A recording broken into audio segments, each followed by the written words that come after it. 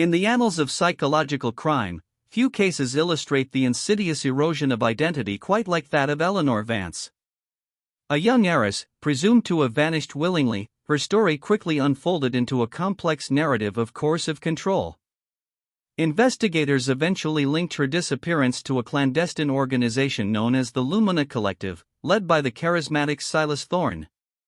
This wasn't a crime of simple abduction, but a methodical dismantling of a person, rendering the victim's self the most precious thing stolen. What specific psychological architecture did Thorne exploit to achieve such profound control? Eleanor Vance, at 24, was an aspiring architect with a substantial inheritance, estimated by family attorneys to exceed $65 million. Sources close to the Vance estate describe her as highly empathetic but emotionally vulnerable following a recent personal loss. This profile, according to forensic psychologists like Dr. Evelyn Reed, often makes individuals prime targets for sophisticated manipulators. Court documents later revealed that Silas Thorne had meticulously researched Eleanor, identifying her online activities and social circle months before their first recorded interaction. The Lumina Collective, founded by Silas Thorne in 2018, presented itself as a spiritual retreat offering enlightenment and true serenity.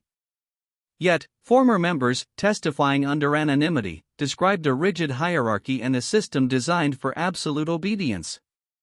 Thorne, a former motivational speaker with multiple bankruptcies, rebranded himself as Brother Silas, an enlightened guru.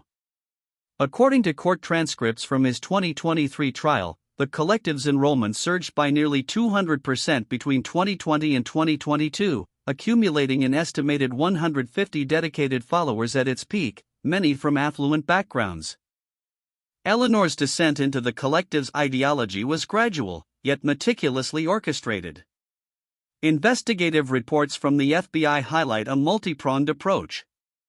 Firstly, love bombing isolated her from existing support systems.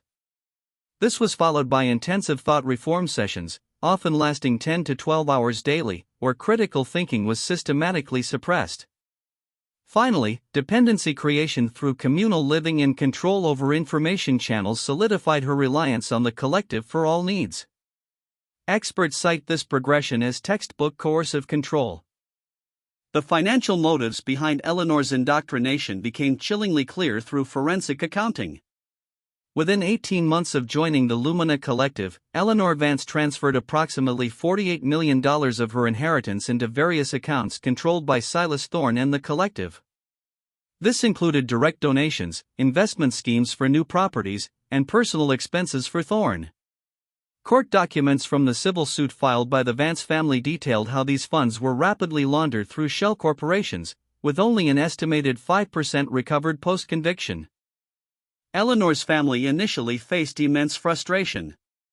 Law enforcement, operating under existing legal frameworks, struggled to intervene without direct evidence of abduction, as Eleanor had initially joined voluntarily. The legal hurdles were immense, stated Detective Marcus Thorne, no relation, of the state police. "We had a missing person, but no clear crime in the early stages." The Vance family, however, never ceased their private investigation, spending nearly $5 million over 3 years on private detectives, intelligence firms, and public awareness campaigns, as detailed in family expenditure reports. The case gained critical momentum in late 2022, following the emergence of a former Lumina Collective member, Sarah Jenkins, who courageously provided detailed accounts of the group's inner workings and Eleanor's precise location. Jenkins, disillusioned after witnessing Thorne's escalating abuses, shared specific protocols for member isolation and the physical layout of their remote compound in Northern California. Her testimony, corroborated by encrypted communications and logistical data, enabled law enforcement to secure the necessary warrants, culminating in a tactical raid in February 2023. Eleanor Vance was recovered, physically unharmed, but profoundly disconnected. Initial psychological assessments, cited in the prosecution's expert reports, indicated severe dissociative symptoms and a deep-seated belief in Thorne's teachings. Her family reunion was fraught with difficulty, as Eleanor initially resisted their efforts, even attempting to return to the collective. Dr. Reed noted, "The mind had been so thoroughly rewired, that recognizing reality outside of the cult's narrative was a colossal undertaking. It demonstrated the sheer scale of the psychological damage. Silas Thorne's trial captivated the nation, presenting compelling evidence of psychological coercion and financial fraud. The prosecution leveraged expert testimonies from cult deprogrammers and forensic accountants, leading to convictions on multiple counts, including grand larceny, unlawful imprisonment, and psychological abuse. In August 2023, Thorne was sentenced to a total of 35 years in state prison. This compares sharply with other cases of cult leadership, where convictions often hinge on physical abuse, highlighting the judicial system's growing understanding of non-physical harm. Eleanor Vance's journey of recovery has been arduous and ongoing. Psychological reports from her therapists indicate that while she has made significant progress, the trauma of her indoctrination leaves a persistent shadow. Statistics from the Cult Recovery Support Network suggest that only 30% of high control group survivors achieve full reintegration and emotional stability within 5 years. Eleanor, now 3 years post-rescue, is part of the 45% who are engaged in long-term intensive therapy, reflecting the deep, precious psychological wounds that demand extensive healing.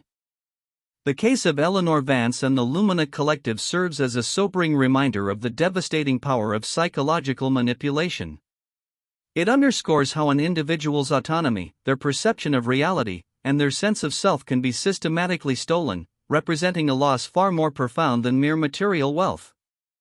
Eleanor's story, pieced together through police reports, court documents, and expert analyses, highlights the critical need for vigilance and a deeper understanding of coercive control, reminding us that some crimes leave scars deeper than any physical wound.